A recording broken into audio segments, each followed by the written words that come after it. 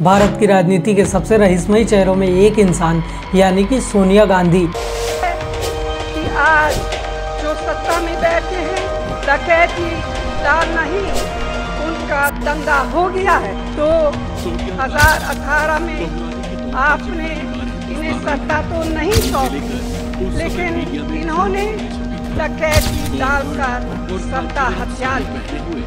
इसके बाद उनके 40% सरकार आपका लूटने में लग गई।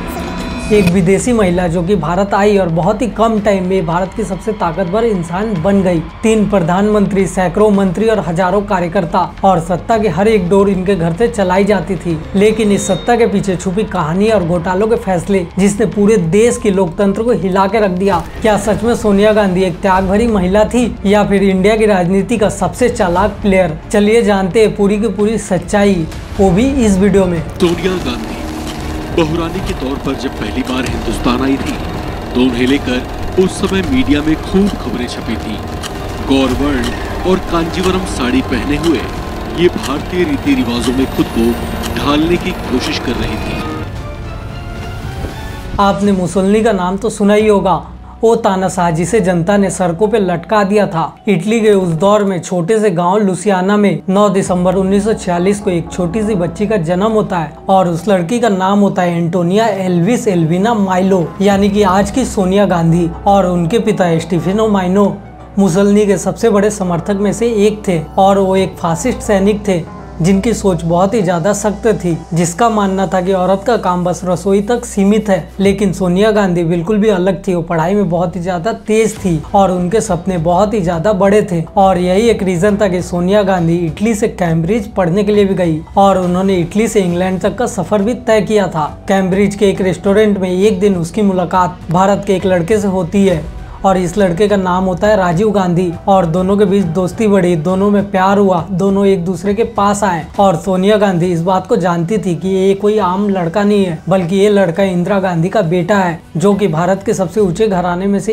एक का है, यानी कि भारत का सबसे ताकतवर परिवार। और कुछ सालों में ये रिश्ता शादी तक पहुँच गया। पहले तो इंदिरा गांधी ने बहुत ज्यादा मना किया, लेकिन बाद में वो जाके मान गई और उसके बाद 25 फरवरी 1968 को राजीव गांधी और सोनिया की शादी हो जाती है। Nearly 30 years ago, when her father and mother tied the knot in a quiet little ceremony, it made news, but not headlines. और ये बन जाती है इंदिरा गांधी की बहू। लेकिन ये शादी बस एक प्यार नहीं था, बल्कि ये था सोनिया गांधी का सत्ता की ओर पहला कदम। 1980 में संजय गांधी की मौत के बाद इंदिरा गांधी सोनिया गांधी के बहुत पास आ गई और उनका विश्वास सोनिया गांधी पे जाग गया। उसके बाद 1984 में इंदिरा गांधी की हत्या हो जाती है।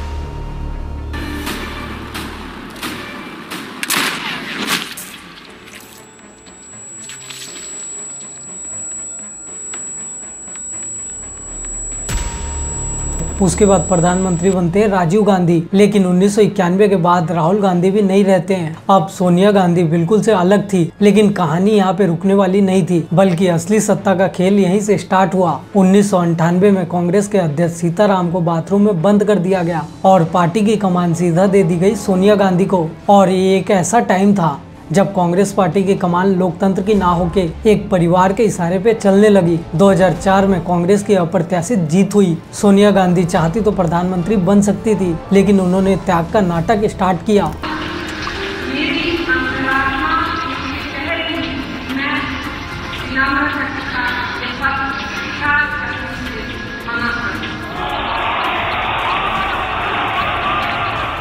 सत्ता पे उन्होंने कभी अपना हाथ नहीं छोड़ा, बल्कि पर्दे के पीछे से हमेशा उस देश को चलाते रही। मनमोहन सिंह तो एक चेहरा थे, लेकिन फैसला, आदेश और रिमोट कंट्रोल सब कुछ सोनिया गांधी के हाथ से चलाया जाता था। यानी कि असली प्रधानमंत्री थी सोनिया गांधी। और यहीं से स्टार्ट होती है भारत के इतिहास की सबसे ज्यादा घोटाले करने वाली सरकार की कहानी। 2004 से लेकर 2014 तक सोनिया गांधी का सबसे ज्यादा स्वर्ण युग रहा, लेकिन ये जनता के लिए भ्रष्टाचार का सबसे बड़ा दशक साबित हुआ। जिससे पूर्व सीएम सहित कई बड़े अधिकारियों का नाम जुड़ा है।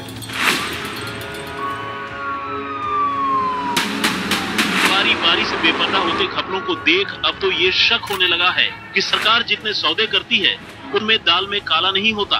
उसकी पूरी दाल ही काली होती है। 2G स्पेक्ट्रम का स्कैम, 1,76,000 करोड़ का जनता को घाटा। आपको बताते हैं कि आखिर किस तरह से लगा देश को 1,76,000 करोड़ रुपए का चूना। और महालेखा परीक्षक यानी CAG की साल 2010 में आई रिपोर्ट में कहा गया कि बिना नीलामी के ही कंपनियों को 2G स्पेक्ट्रम के लाइसेंस का आवंटन कर दिया गया। कॉमनवेल्थ का स्कैम, अंतर्राष्ट्रीय मंच पे पूरी भारत की बदनामी हुई। कॉमनवेल्थ का किराया घोटाला सामने आने पर खेल आयोजन समिति बौखला गई है। आनंद फानन में सारे आरोपों पर सफाई दी जा रही है। Ready by December. Commonwealth games की जो तैयारियां हैं उसमें बहुत बड़ा घोटाला हुआ है। कॉमनवेल्थ गेम्स घोटालों की जांच CBI भी कर रही है और CBI ने घोटाले से जुड़े कुल 19 केस दर्ज किए थे। कोयला ब्लॉक आवंटन का घोटाला हुआ। बेहद सस्ती कीमतों पर खदानों से कोयला निकालने के ठेके निजी कंपनियों को दिए गए। छवि वाले प्रधानमंत्री मनमोहन सिंह की दूसरी पारी में एक के बाद एक इतने घोटाले सामने आ चुके हैं कि अब तो समझ में नहीं आ रहा कि इस देश को सिस्टम चलाता है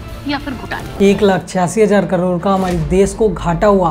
अगस्ता वेस्टलैंड आदर्श सोसाइटी, नेशनल हारेट का घोटाला, हर घोटाले की डोर सोनिया गांधी के घर तक पहुंच जाती थी और इस घोटाले की हर एक डोर 10 जनपद से जुड़ी हुई थी। 2014 में जनता ने इसका जवाब दिया। कांग्रेस पार्टी, जो कि देश की सबसे बड़ी पार्टी थी, 2014 के बाद वो बस 44 सीटों पे सिमट के रह गई। देश ने सोनिया गांधी को नहीं बल्कि उनके चेहरे में एक भ्रष्ट नेता की छवि देखना स्टार्ट कर दिया। प्रधानमंत्री संवैधानिक पद है।